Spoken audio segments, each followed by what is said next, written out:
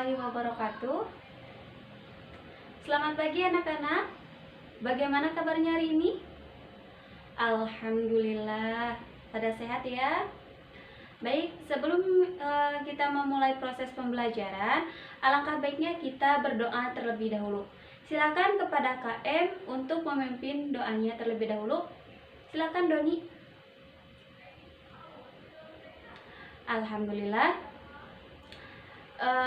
Untuk hari ini ada yang tidak hadir? Baik, Ibu absen terlebih dahulu ya.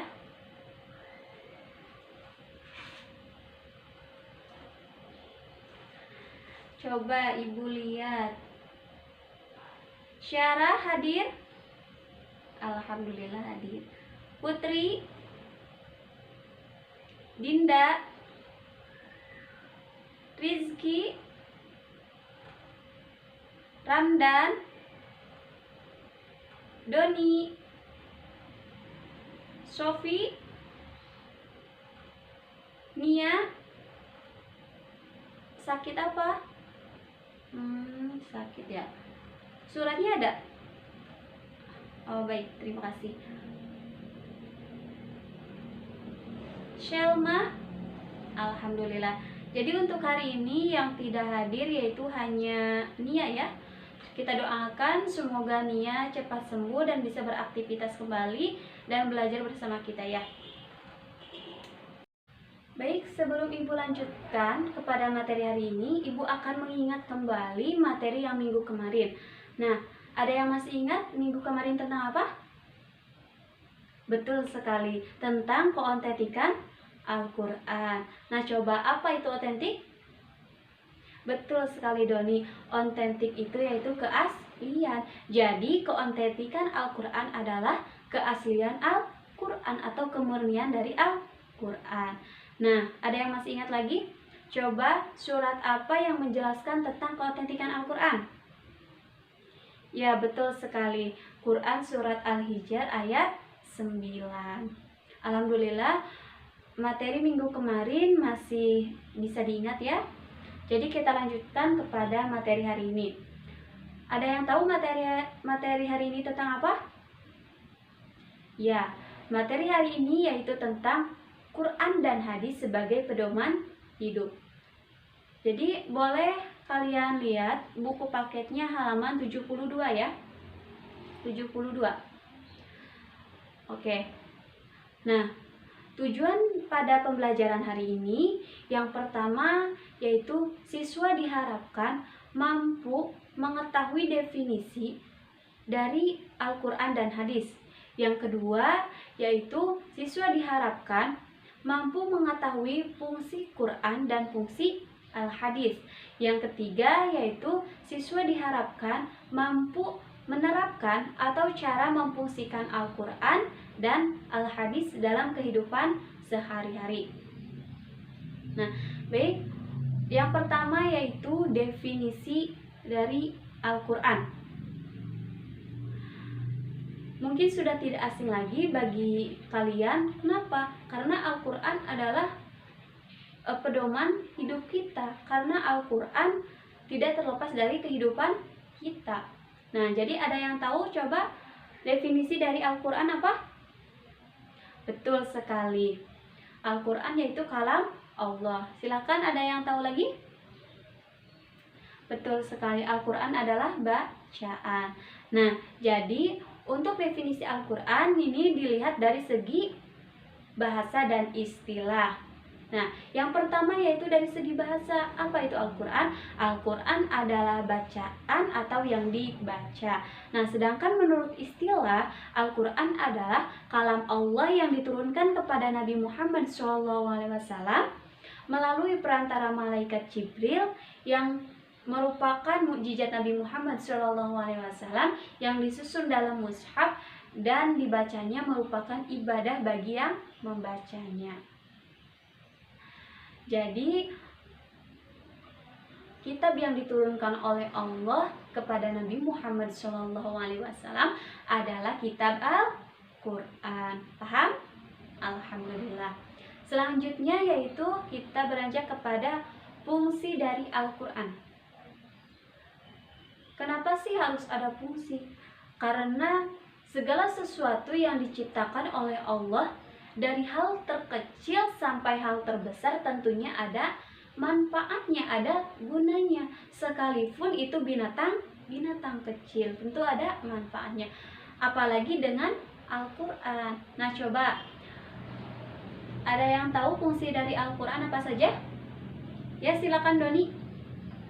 Betul sekali. Yang pertama yaitu sebagai petunjuk bagi manusia. Nah, ini sebagaimana telah dijelaskan dalam Al-Quran surat Al-A'raf ayat 52, di mana dalam ayat tersebut menjelaskan bahwasanya barang siapa yang mengikuti petunjuk Al-Quran, maka Allah akan memberikan keselamatan, memberikan kebahagiaan, baik itu di dunia maupun di akhirat. Contoh Doni ya, kita ambil contoh Doni. Doni akan bersilaturahmi ke rumah pamannya. Rumah pamannya itu ada di Jakarta. Akan tetapi Doni tidak mengetahui alamat tersebut gitu. Jadi tentunya Doni memerlukan petunjuk. Petunjuknya itu apa? Bisa GPS atau bisa bertanya kepada orang lain gitu. Nah, begitupun dengan fungsi Al-Quran bagi umat manusia yang dapat mengarahkan kepada kebenaran dan keselamatan baik di dunia maupun di akhirat. Jadi jelas ya, fungsi yang pertama itu sebagai petunjuk bagi manusia. Nah, kalau Doni tidak bertanya atau tidak mengikuti GPS tersebut, tentunya Doni akan tersesat. Begitupun dengan Al-Quran ya. Kemudian fungsi yang kedua ada yang tahu? Betul sekali, yaitu sebagai sumber pokok ajaran Islam. Nah, Al-Quran adalah sebagai sumber pokok ajaran Islam yang pertama, sebab di dalam Al-Quran sangat dijelaskan banyak sekali dalil-dalil atau pokok syar'i yang menjelaskan tentang aspek kehidupan hukum manusia gitu ya. Nah, ada yang tahu dari pokok-pokok ajaran Al-Quran ada apa aja? Silakan Doni. Betul sekali, yang pertama yaitu akidah. Akidah itu apa? Ya, akidah itu keyakinan atau keimanan. Yang kedua apa? Ya, yang kedua yaitu akhlak. Akhlak itu apa? Budi pekerti. Yang ketiga, Syalma? Ibadah. Betul. Ibadah itu apa? Penghambaan diri kepada Allah dengan cara apa? Dengan cara sholat, puasa, maupun berdoa. Dan yang terakhir apa? Pokok ajaran dalam Al-Quran? Ya, silakan Rizka.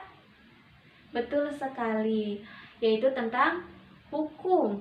Hukum adalah ketetapan atau aturan yang mengatur hubungan Allah dengan manusia, hubungan manusia dengan manusia, dan hubungan manusia dengan alam. Jadi ingat ya, untuk pokok ajaran dalam Al-Quran ada 4. Yang pertama akidah, yang kedua ibadah, yang ketiga akhlak, dan yang keempat yaitu hukum. Nah, selanjutnya yaitu fungsi Al-Quran yang ketiga apa?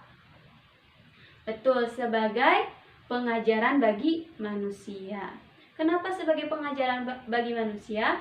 Maksudnya adalah agar manusia dengan pengajaran tersebut, manusia bisa mengetahui mana hak dan mana yang batil. Begitupun sebaliknya. Betul sekali. Nah, selesai sudah materi untuk Quran. Nah, selanjutnya yaitu Al-Hadis.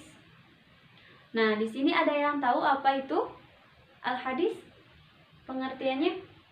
Betul, dilihat dari 2 segi. Yang pertama yaitu dari segi bahasa, yang kedua yaitu dari segi istilah. Nah, dari segi bahasa, hadis adalah banyak memiliki arti ya. Ya, banyak memiliki arti, yaitu dari arti jadid, qorib maupun khobar. Nah, untuk jadid ada yang tahu apa artinya? Betul sekali, jadid yaitu baru. Khobar? Betul, berita. Kemudian qorib? Betul, dekat. Jadi, dilihat dari segi bahasa, hadis adalah jadid, qorib, dan khobar. Nah, selanjutnya yaitu dari segi istilah. Dari segi istilah ini, al-hadis adalah segala bentuk yang disandarkan oleh Allah kepada Nabi Muhammad SAW, baik berupa perkataan, perbuatan, maupun takrir. Betul. Nah, selanjutnya itu fungsi dari al-hadis. Ada yang tahu? Ya, betul. Al-hadis adalah sumber hukum ajaran yang kedua setelah Al-Quran.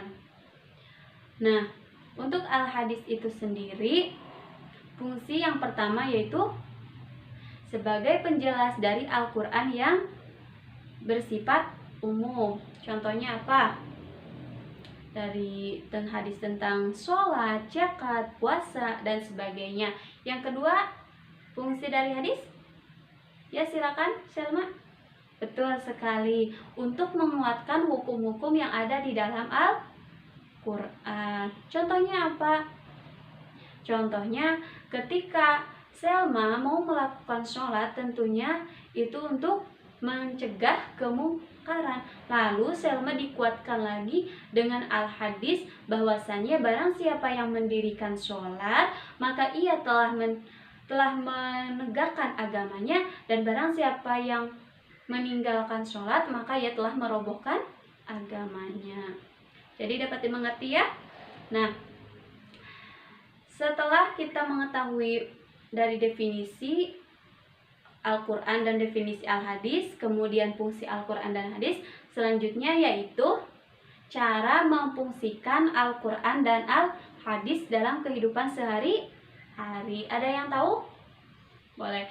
Yang pertama yaitu meyakini bahwasannya Al-Quran dan Al-Hadis adalah ajaran yang sempurna.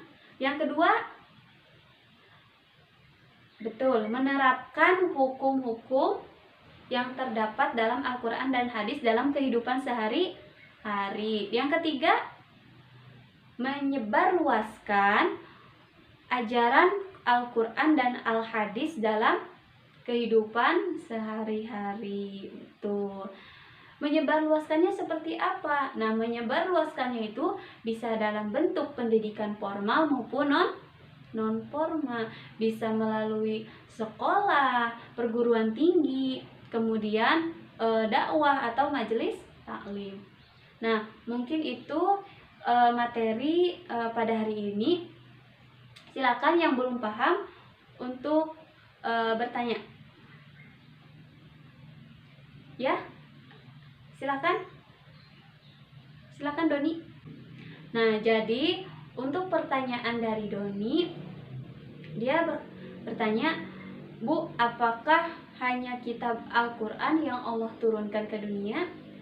Nah, jadi jawabannya sebenarnya banyak sekali nama-nama kitab yang Allah turunkan ke dunia ini. Namun ada 4 yang wajib kita ketahui. Yang pertama yaitu kitab Zabur. Nah, kitab Zabur ini diturunkan kepada Nabi Daud. Kemudian kedua yaitu kitab Taurat. Kitab Taurat ini diturunkan kepada Nabi Musa. Yang ketiga kitab Injil yang diturunkan kepada Nabi Isa.